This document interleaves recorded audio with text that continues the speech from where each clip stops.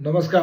मोहोळ तालुक्यातल्या कुरुल जिल्हा परिषद गटामध्ये राष्ट्रवादी काँग्रेस पार्टीकडून कोण निवडणूक लढवणार याच्या संदर्भामध्ये खऱ्या अर्थानं वेगळ्यानं चर्चा करण्याची काही आवश्यकता नव्हती.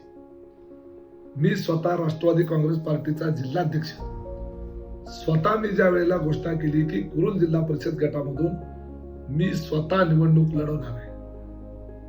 सोलापूर जिल्ह्यातल्या सर्व जिल्हा परिषद गटाचे राष्ट्रवादी काँग्रेस पार्टीचे एबी फॉर्म देण्याचा अधिकार ज्याच्याकडे आहे त्यांनी स्वतः ज्या वेळेला कुरुल जिल्हा परिषद गटातून निवडणूक लढवणार आहे अशी घोषणा केल्यानंतर त्याच्याही संदर्भानं काही माणसं विनाकारण वेगवेगळ्या अफवा उठवत आहेत. माझा स्वतःचा नरखेड जिल्हा परिषद हा सुरक्षित जिल्हा परिषद गट असताना ज्या जिल्हा परिषद गटातून मी 7,500 मताधिक्याने निवडून आलेला असताना कालच्या विधानसभेमध्ये त्यावेळेला त्या गटातून माझ्या बाजूनं 8,664 मताचा लीड असताना कुरुल जिल्हा परिषद गट हा मी का निवडला याच्या संदर्भामध्ये यापूर्वी चर्चा केलेली आहे.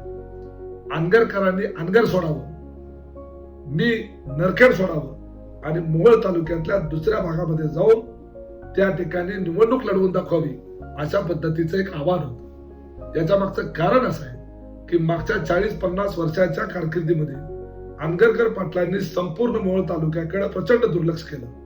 केवळ फक्त स्वतःचा अनगर भाग सोडला तर सगळा मोहोळ तालुका वाऱ्यावर सोडून दिला आणि त्यामुळं उर्वरित मोहोळ तालुक्यामध्ये या अनगरकरांच्या बाजूने काय त्यांची त्या ठिकाणचं स्थान आहे हे दाखवण्याची निवडणूक ही एक संधी आहे.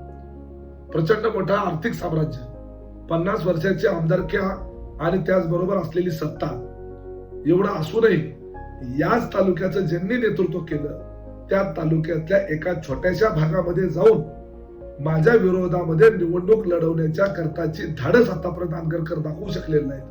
परंतु एक सामान्य कुटुंबातला एक सर्वसामान्य कार्यकर्ता अनगरकरांच्या विरोधामध्ये नरखेडचा माझा स्वतःचा भाग सोडून लढायची ताकद दाखवतो हे या मोहोळ तालुक्याच्या समोर आणणं गरजेचं आहे. आणि म्हणून मी स्वतः कुरुल मतदारसंघातून निवडणूक लढवण्याच्या बाबतीमध्ये ठाम आहे आणि याच्यामध्ये कुठलाही बदल नाही, कशामुळेही बदल नाही. एकदा मी निर्णय घेतला की त्याच्या बाबतीमध्ये मी किती ठाम असतो हे विधानसभेच्या निवडणुकीच्या वेळेला सगळ्या मोहोळ तालुक्याने आणि मतदारसंघाने बघितलेलं आहे. वेळ पडली तर मी किती टोकाचा निर्णय घेऊ शकतो हे देखील पूर्ण तालुक्याने, जिल्ह्याने आणि महाराष्ट्राने बघितलेलं आहे. त्यामुळं मी जे शब्द दिलेला आहे त्याच्यामध्ये अजिबात बदल नाही. त्या कुरुल भागाचा तर कायापालट मी करणारच आहे, पण या संपूर्ण मोहोळ तालुक्याचा कायापालट करणार आहे. अनगरकर पाटलाची उरली सुरली राहिलेली या मोहोळ तालुक्यातली सत्ता ही संपुष्टात आणण्याची ही नामी संधी आहे.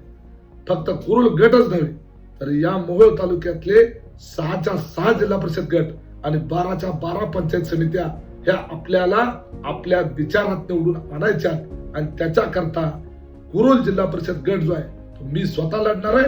परंतु या मोहोळ तालुक्यातल्या इतर सगळ्याच झेडपी गटामध्ये उमेश पाटीलच उभा आहे असं समजून त्या ठिकाणी सगळ्यांनी ज्या व्यासपीठावर आम्ही असू त्या दिशेनं आम्ही जे चिन्ह सांगितले त्या बाजूने आपल्याला मतदान करायचं आहे. मी घड्याळ चिन्ह घेऊन उभा राहणार आहे.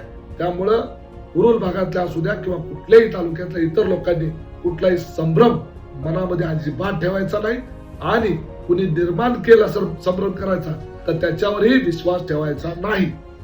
धन्यवाद.